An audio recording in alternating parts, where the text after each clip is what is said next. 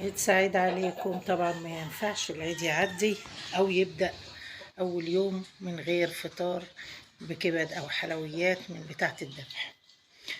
النهاردة عملنا كبدة كده، قلنا نفطر بها، بس روعة رهيبة، ما فيش اجمل من طريقة زمان.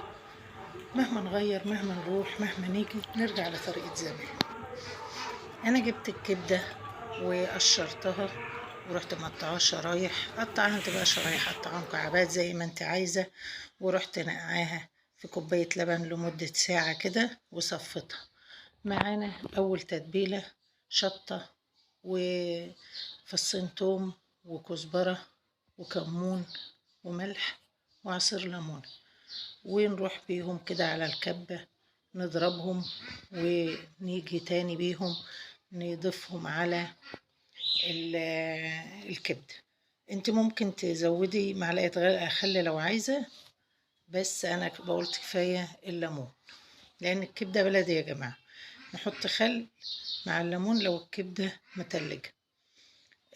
ضربناهم في الكبة ورحنا جايين حاطينهم على ضفناهم على الكبدة وقلبناهم فيها وسبناهم كده في جنب، ونروح نشوف بقية التتبيلة بتاعتنا هنعمل ايه.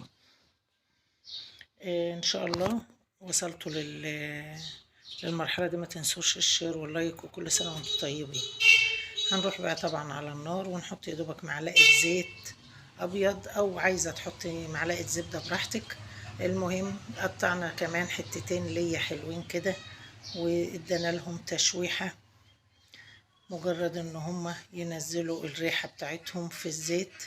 نبدأ نضيف عليهم البصل الجوليان او الشرايح، ونديله برضو تشويحة ونركنه في جنب كده في نفس الصينية،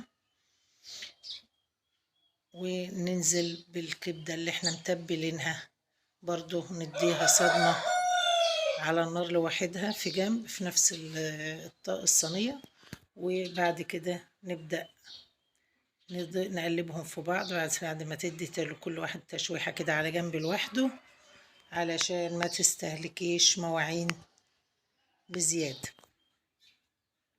بعد كده بنقلبهم على بعض على النار تقليبة خفيفة، ما تقليش عليهم لان الكبدة ما بتستناش حاجة. مدة 3 دقايق بس كده زي ما انتوا شايفين.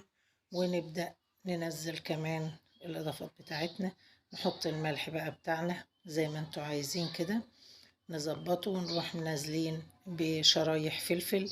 عايزة شرايح فلفل الوان براحتك، احنا عاملين بشرايح فلفل اخضر بلدي.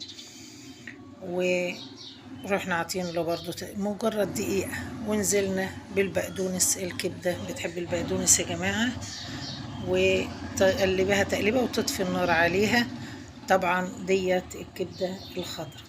اللي محتاج كبدة بالطماطم، انا قطعت كم مكعب طماطم وضفتهم على جزء من الكبدة، ورحت جاي عاطيه لهم تشويحة خفيفة مجرد دقيقة واحدة، فادتني صنفين من الكبدة. ان شاء الله يعجبكم الفيديو ويكون فيه شير ولايك، والسلام عليكم ورحمة الله.